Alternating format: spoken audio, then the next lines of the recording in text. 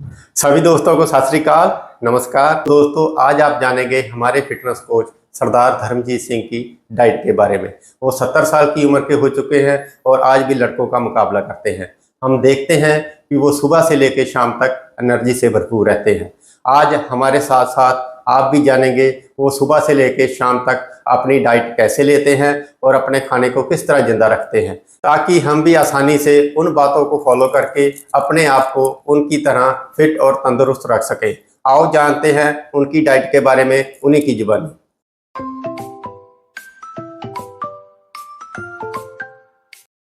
Sir जी सत श्री अकाल।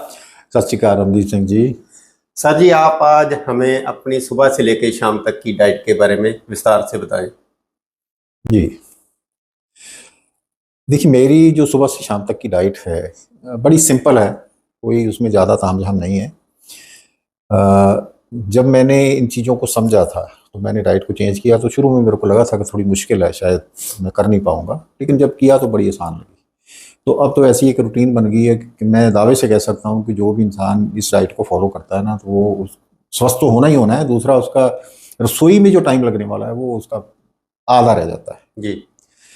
सुबह से शाम तक जो मेरी रूटीन है, मैं सुबह जब उठता हूँ तो सबसे पहले मैं 2 गिलास बड़े वाले गुनगुने पानी के पीता हूँ। और वो पानी घड़े वाला होता है जी। घड़े में रखा होता है, 24 घंटे पहले घड़े में पड़ा रहता है पानी।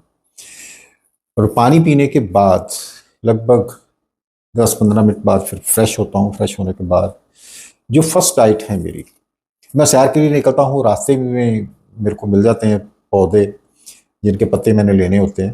पुदीना है, कड़ी पत्ता है और मोरिंगा है। जी। तो इनके थोड़े पत्ते लेता हूँ, उनको धो करके चबाते चबाते सैर के लिए निकल जाता हूँ। तो ये पत्ते मेरे होते हैं 30-35 ग्राम। जी। तो ये पत्ते खाते खाते मैं पार्क में पहुँच जाता हूँ रनिंग करते हुए। वहाँ एक्सरसाइज होती है, फिर थोड़ा जिम जो लगा हुआ है वहाँ पर, वो तो कंप्लीट एक्सरसाइज करने के बाद फिर मैं जब घर आता हूँ, नहाने के बाद फिर मेरा खाना स्टार्ट होता है। पहला जो है वो है फ्रूट। जी। तो सीजनल फ्रूट होते हैं, 4 फ्रूट कम से कम मिक्स होते हैं। जैसे अभी गर्मी का मौसम चल रहा है तो तरबूज बहुत अच्छा आ रहा है, खरबूजा अच्छा आ रहा है, पपीता आता ही रहता है, आड़ू है, चीकू है, आजकल ये चल रहे हैं। जी। तो ये फ्रूट्स लेता हूँ। ये फ्रूट्स मेरे होते हैं अप्रॉक्सीमेटली 500 से 600 ग्राम तक। तो वो अच्छी तरह से डिटॉक्सीफाई किए होते हैं। और मैं कोशिश करता हूँ कि जो खास करके चीकू आड़ू है वो छिलके समेत ही लेता हूँ। पपीता, तरबूज, खरबूजा इसका छिलका निकालते हैं। जी। तो ये सुबह इस तरह से ये फ्रूट लेने के बाद फिर मैं अप्रॉक्सीमेटली 1 घंटे बाद फिर थोड़ी भूख लगने लगती है। तो तब मेरी एक हैवी डाइट जो है वो स्टार्ट होती है। तो उसमें वो हैवी हाई प्रोटीन डाइट है सारी की सारी। जी। तो उसमें मैं लेता हूँ 4 दालें मिक्स होती हैं, जिसमें काला चना है, मूंगी है हरी, मोठ हैं और मसूर हैं। जी। ये सभी साबुत हैं, इनको स्प्राउट किया होता है। जी। तो ये स्प्राउट जो की हुई दालें हैं सभी, तो ये लगभग ये मेरी एक बड़ी मुट्ठी होती है। कच्ची दालें एक मुट्ठी लेकर के उनको स्प्राउट करते हैं। जी। तो उनको हल्का सा स्टीम कुक कर लेते हैं। और उसी में ही मैं सुबह मैंने भिगोए होते हैं 10 से 12 गिरियाँ बादाम की होती हैं, 2 गिरियाँ अखरोट की होती हैं, अप्रॉक्सीमेटली पौना चम्मच तिल होते हैं, पौना चम्मच अलसी होती है। तो ये सभी सुबह सुबह पानी में भिगोए होते हैं। तो ये भी 9 बजे 9:30 बजे इनका टाइम होता है। तो इनको भी निकाल करके पानी से धो करके मैं इसी में ये जो स्प्राउट स्टीम किए हुए हैं इन्हीं में ऐड कर लेता हूँ। करके इसमें अपनी टेस्ट अनुसार नमक मसाला मिला करके थोड़ा नींबू निचोड़ करके ये ले लेते हैं। तो ये एक रिच प्रोटीन डाइट हो जाती है। तो ये इसके बाद फिर आ जाती है बारी लंच की। जी। तो लंच में अलग अलग चावल बनते रहते हैं। कभी कोदरे के चावल बन गए, कभी शामक के चावल बन गए, या कभी ब्राउन राइस बन गए। उसके साथ कोई ना कोई दाल जी। जो है, वो जो भी दाल बनेगी वो साबुत ही बनती है। और उनको भी ओवरनाइट पानी में सोक किया होता है और फिर हल्की धीमी आंच पर उसको पकाया होता है। तो दाल चावल साथ में सब्जी होती है। तो मन कर रहा है तो किसी न किसी आटे की रोटी। जी। तो आटा में गेहूं यूज़ नहीं करता हूँ मैं। कभी रागी का हो गया, कभी मिक्स हो गया रागी कोदरा जौ, या कभी कोदरे अकेले का। इस तरह बदल बदल के रोटी एक तो वो साथ ले लेता हूँ। तो लेकिन इससे पहले जो है वो सैलड होता है। जी तो मेरा अप्रोक्सीमेटली 300 ग्राम सैलड पहले रहता है, जिसमें खीरा होता है, टमाटर होता है, आजकल ककड़ी आ रही है तो वो होती है, ठीक है, गाजर आ रही है, गाजर हो जाती है बीच, जी चुकंदर हो जाता है, ऐसी चीज़ें जो है, प्याज कभी हो गया साथ। तो इनका पहले सैलड लूँगा और उसके बाद ये दाल चावल और रोटी सब्जी जी होती है। और शाम को मैं 1 कप फिर चाय लेता हूँ। वो चाय पीनट मिल्क की होती है, जी ब्लैक टी होती है लेकिन उसमें पीनट मिल्क होता है। तो एक छोटा कप उस चाय का लेता हूँ 4 बजे के करीब। और फिर रात का खाना जो है वो मैं अप्रोक्सीमेटली 7 साढ़े 7 बजे लेता हूँ। उसमें भी पहले 300 ग्राम सैलड होता है, जी वही सीजनल जो मैंने पहले बताया जो लंच में होता है वही। और शाम का जो खाना है वो मैं लाइट रखता हूँ। मेरी कोशिश होती है कि मैं उसमें सब्जी के साथ ही मिक्स करके मैं दलिया बना लूँ। कभी कोदरे बाजरे का दलिया हो जाता है, कभी जौ का दलिया हो जाता है, कभी ओट मील हो जाता है। जी तो इनको करके इसी में ही सब्जियां काट के डाल लेते हैं। तो इस तरह से, या कभी कभी दिल करता है तो मिक्स आटे की रोटी और सब्जी जी ये हो जाती है। तो ये सिंपल सा खाना है। तो लेकिन इसमें जो मैंने ध्यान रखा है कि एक तो सभी चीज़ें बैलेंस हो।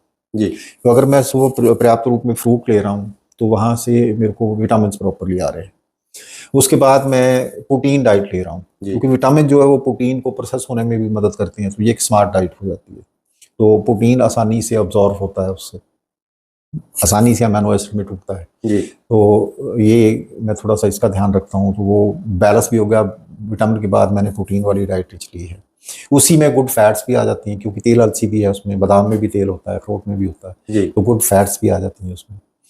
और जो उसके बाद जो सैलड आ गया, दोनों टाइम जो सैलड आ रहा है वो भरपूर मिनरल्स मुझे दे देता है, अच्छा फाइबर दे देता है। जी और चावल सब्जी जो है वो फिर अनाजों का और जो मिनरल्स हैं खास करके, इनका अच्छा कॉम्बिनेशन है। तो सब्जियां और वो हो गया, दाल हो गई एक बीज, तो थोड़ा प्रोटीन भी आ गया उसमें। जी तो रात को प्रोटीन बिल्कुल अवॉइड करते हैं, रात को प्रोटीन नहीं लेते, क्योंकि रात का खाना हैवी बिल्कुल नहीं रखते, वो लाइट उसमें। तो इस तरह से सभी न्यूट्रिएंट्स का एक बैलेंस, मैक्रो न्यूट्रिएंट्स का भी, माइक्रो न्यूट्रिएंट्स का भी। इसके अलावा दूध घी वगैरह मैं बिल्कुल भी नहीं लेता हूँ, ठीक है। कोई भी तेल सब्जी में जो थोड़ा बहुत कोई लगेगा तो वो कोकोनट ऑयल होता है। जी तो इस तरह से मेरी कोशिश होती है कि एक बैलेंस खाना मैं ले रहा हूँ। तो यही मेरी सुबह से शाम तक की रूटीन डाइट है। जी। तो सर जी, आप हमें ये बताएं कि आप अपनी डाइट को जिंदा कैसे रखते हैं, जी और क्या रोज रोज एक ही खाना खा के आप ऊबते नहीं हैं? जी, ये सवाल आपने जो किया ये बड़ा इंटरेस्टिंग है। जी देखिए, इसमें दो बातें आ रही हैं, दो सवाल आ रहे हैं इसमें। एक तो मैं खाना जिंदा कैसे रखता हूँ, तो दूसरा है कि मैं उगता हूँ या नहीं। तो जो खाने को जिंदा रखने की बात है, तो आप देखो, सुबह में अगर ताजे पत्ते तोड़ के ले रहा हूँ तो वो लाइव डाइट है। जी उसके बाद आकर मैं अगर फ्रूट खा रहा हूँ तो वो भी सारी की सारी लाइव डाइट है, जी ठीक है। तो वो ऑलरेडी जिंदा ही है, उसमें कोई प्रोसेसिंग नहीं है, कोई उसमें कुकिंग का सवाल ही नहीं है। उसके बाद जो दालें हैं, तो दालों को मैं स्प्राउट कर रहा हूँ। जी तो जब स्प्राउट करते हैं तो वो लाइव हो जाती हैं। और फिर जब उसको पकाया, अगर स्टीम करना भी होता है तो स्टीम कुकिंग करते हैं उसको धीमी आंच पर बिल्कुल। तो उसमें उसका न्यूट्रिशन लॉस नहीं होता। हम टेम्परेचर जो है वो उसको जिंदा रखने के लिए 90 डिग्री से ऊपर नहीं जाने देते, जी तो उसमें उसको पकाते हैं। मेरी जितनी भी खाना बनता है वो लो टेम्परेचर, यानी कि उसमें टेम्परेचर कहीं भी 100 डिग्री से ऊपर नहीं जाएगा। जी ये मैंने जापान से जो जाना, तो उस टेक्निक को मैं इस्तेमाल करता हूँ। और ये बड़ी कमाल की चीज़ है कि खाना पक भी जाता है और न्यूट्रिशन भी सही रहता है। तो ये मेरे तरीके हैं। अब सैलड आ जाता है फिर लंच में या डिनर में, तो वो ऑलरेडी लाइव है। जी और फिर जो दलिया बनाता हूँ तो उसको भी धीमी आंच पर ही पकाना है, जी ठीक है। और उसके लिए मैं ये करता हूँ कि जैसे दोपहर की दाल बनती है, तो दाल को भी ओवरनाइट पहले पानी में सोक कर दिया जाता है, और फिर सुबह उसको पानी से निकाल दिया जाता है। और 9-10 बजे तक फिर दोपहर, क्योंकि खाना तो दोपहर को है, तो फिर 9-10 बजे तक दाल बनाने के लिए रखते हैं, पकाने के लिए, तब धीमी आंच पर उसको पकाया जाता है। जी तो इतने में हल्की हल्की उसकी स्प्राउटिंग हो जाती है। तो ये भी एक तरह से लाइव डाइट हो गई। जो चावल है, क्योंकि मैं जो लेने हैं शामक चावल लेता हूँ या फिर कोदरे के चावल मैं ज़्यादा पसंद करता हूँ, क्योंकि उसको आप रोटी बना के भी ले सकते हैं और चावल की तरह भी पका के ले सकते हैं। तो उसके साथ कोई प्रोसेसिंग नहीं है। जी ब्राउन राइस है या शामक चावल है तो इनको तो कूट के निकाला जाता है। तो ये जो दाना कोदरा का है, इसको भी हालांकि छिलके में से निकाला जाता है, लेकिन ये दाना इस तरह से ही उगता है। जी तो ये चावल मैं ज़्यादा पसंद करता हूँ। ये भी मैं पकाने से पहले 2 घंटे इसको पानी में सोक कर देते हैं ताकि ये लाइव कंडीशन में हो जाए। आटा अगर मार के रखना है तो वो भी आधा घंटा के लिए हम रखते हैं उसको, ताकि वो भी लाइव हो जाए। तो फिर धीमी आंच पर उसकी रोटी अगर बनानी है तो, हालांकि मैं दलिया को प्रेफरेंस देता हूँ। तो इस तरह से लगभग ज़्यादातर खाना जो है वो लाइव ही रहता है। जी तो आसान सा तरीका है, कोई ऐसा कोई मुश्किल काम नहीं है। अब आपका जो इंटरेस्टिंग सवाल है कि मैं एक ही जैसा खाना खा के उगता नहीं हूँ, जी तो नहीं, मैं एक जैसा खाना नहीं खाता। अब देखिए, जो मैंने इंग्रेडिएंट्स लिए हैं हर इंसान यही खा रहा है। आप दोपहर में देखें, सैलड लेंगे, दाल सब्जी होगी और कोई ना कोई रोटी हो जाएगी या कुछ चावल हो जाएंगे। शाम को भी इसी तरह से होता है। अब स्प्राउट है तो उसमें होता क्या है कि हम अलग अलग डिशेस बनाते रहते हैं। जी तो खाना इंग्रेडिएंट तो वही रहेंगे। अब फॉर एग्जांपल, अब फ्रूट में तो क्या कर लेना, सैलड में तो क्या करना, जैसा है वैसा ही ले लेते हैं। लेकिन जो खाने टेस्ट बदलना होता है, तो जैसे स्प्राउट है तो हमने स्प्राउट तैयार कर लिए, स्टीम कर लिए उसको। उसको कभी हम कच्चे स्प्राउट को ही मिक्सी में ग्राइंड करके उस वो बेसन की तरह हो जाते हैं, जैसे बेसन पीस दिया हो, दालें पीस दी जाती हैं तो इस तरह से हो जाती है। तो गाढ़ी रख के उसका कई बार चिल्ला बना लेते हैं, जी तो एक अलग टेस्ट आ जाता है। कभी हम उन्हीं दालों को ऐसे ही स्टीम कुक करके उसमें प्याज टमाटर डाल के, नींबू डाल के उसका टेस्ट चेंज कर लेते हैं और नमक मसाला डाल के खा लेते हैं।